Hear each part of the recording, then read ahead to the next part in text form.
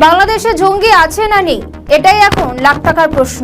সন্ত্রাসবাদী কার্যকলাপ নিয়ে এসে দেশে দু মন্ত্রীর গলায় ভিন্ন সুর।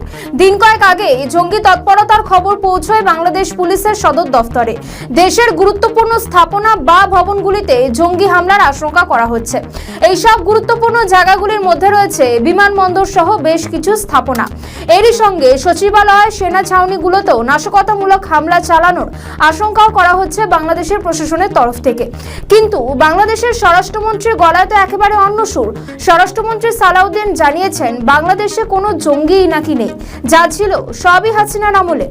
দেশ সেবা উন্মুক্ত করতে পারবো বা সেবা দিতে পারবো, সেই জন্য সবারই সহযোগিতা প্রয়োজন।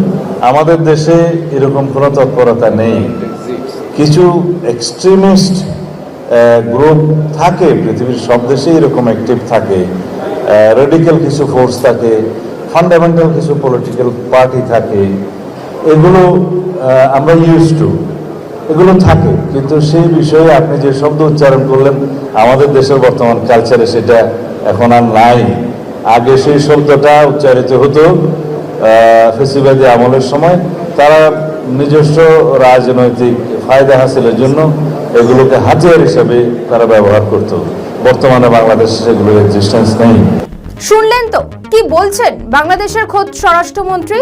বীর দর্পের ঘোষণা বলছেন বাংলাদেশে নাকি কোনো জঙ্গি তৎপরতা নেই, যেটুকু ছিল সেটুকুও নাকি হাসিনার জামানায়।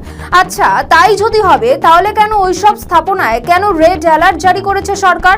মন্ত্রীমশাই কি জানেন সেটা, নাকি সরকারের কোনো আমলা লিখে দেওয়া স্ক্রিপ্ট পড়ছেন তোতা পাখির মতো?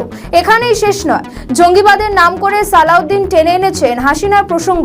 অভিযোগ, হাসিনার জামানায় বাংলাদেশের সন্ত্রাসবাদের নাম করে পরিস্থিতি অশান্ত করার চেষ্টা করা হয়েছিল। এই তো গেল তারেক সরকারের স্বরাষ্ট্রমন্ত্রীর বক্তব্য। তারই তথ্য উপদেষ্টা কি বলছেন শুনুন। বাংলাদেশ জঙ্গিতে ভরে গেছে, আরেকটা হচ্ছে বাংলাদেশে কোনো জঙ্গি নাই। দুটোই ভুল বলে আমরা মনে করি। বাংলাদেশে জঙ্গিবাদের এরকম এক্সট্রিমিজম, আমি এভাবে বলি, একটা প্রবণতা আছে, কিছু মানুষের সাথে জড়িত আছে, মাঝে মাঝে তারা আরো বেশি অ্যাক্টিভ হওয়ার চেষ্টা করে, সেটাকে আমরা কন্টেইন করতে চেষ্টা করব। শুনলেন তো, প্রধানমন্ত্রীর তথ্য উপদেষ্টা তো বলছেন আরেক কথা।